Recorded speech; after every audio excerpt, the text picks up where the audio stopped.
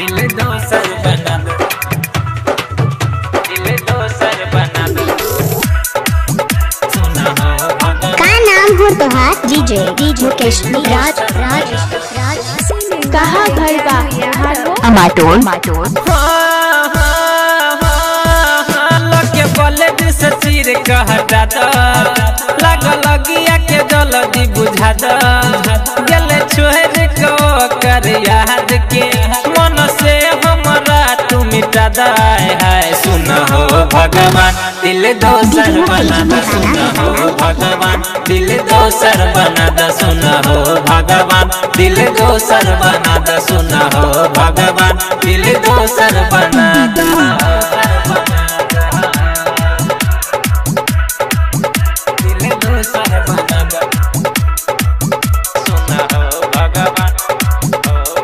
क्या नाम है आपका?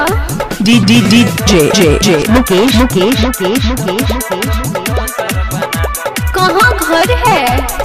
अमाटोन पुरनाही चौक।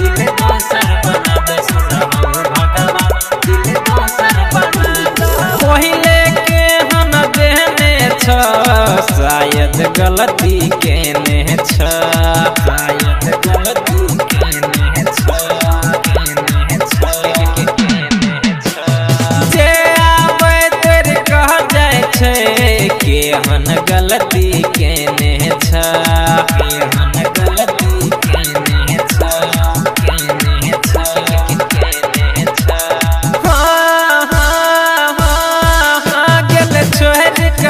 हर जाई के दोसरा से हो सगाई गल छोड़ कहू हर जाई के दोसरा से हो सगाई आए है। सुन हो भगवान दिल दोसर बना द, सुन हो भगवान दिल दोसर बना द, सुन हो भगवान दिल दोसर बना द, सुन हो भगवान दिल दोसर बना द।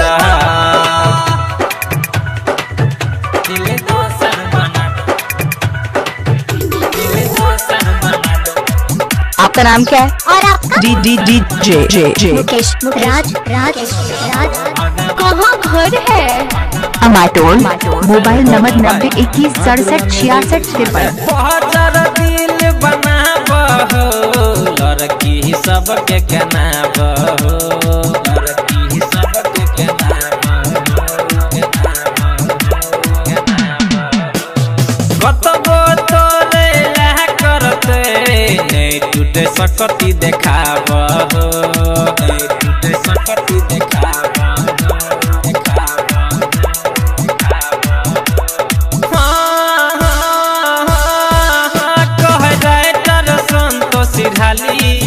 ज्ञानू यहाँ तब कहे छ सुनाही कहे रहे डर संतोषी ढाली ज्ञानू यहाँ तब कहे छ सुनाई आए है। सुन हो भगवान दिल दोसर बना द, सुन हो भगवान दिल दोसर बना द, सुन हो भगवान। का नाम हो तोहार? डीजे मुकेश राज राज राज।